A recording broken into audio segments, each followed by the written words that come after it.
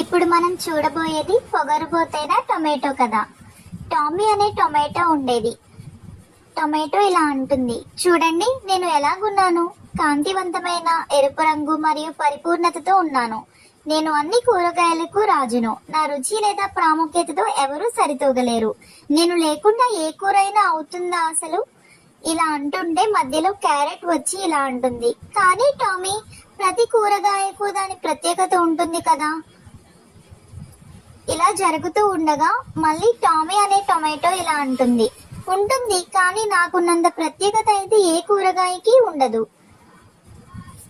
వీళ్ళ మాటల మధ్యలోనే పెద్ద తుఫాను వచ్చి గాలి వీస్తుంది. అప్పుడు టామీ అనే టొమాటో ఇలా అంటుంది, అయ్యో గాలి, నేను పడిపోతున్నాను.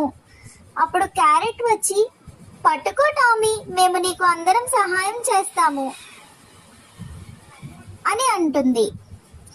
అప్పుడు ఈలోగా క్యాబేజ్ వచ్చి, అందరం కలిసి పని చేద్దాం, టామీని రక్షిద్దాం, టామీ భయపడుకో అని ధైర్యం చెప్తుంది. అప్పుడు టామీ తన తప్పును తెలుసుకుని, అందరూ నన్ను క్షమించండి, ధన్యవాదాలు, మీరు లేనిదే నేనేమి అయిపోయేదాన్నో నాకే తెలియదు. నేను మిమ్మల్ని అందరినీ తప్పుగా భావించాను.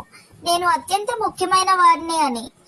మనందరం కలిసి పని చేస్తేనే బలం ఉంటుంది అని తన తప్పును తాను తెలుసుకుని బాధపడుతుంది. అప్పుడు అన్ని కూరగాయలు కలిసి సంతోషంగా జీవిస్తారు. ఈ కథ యొక్క గుణపాఠం, ఐకమత్యమే మహాబలం. Thanks for watching the video.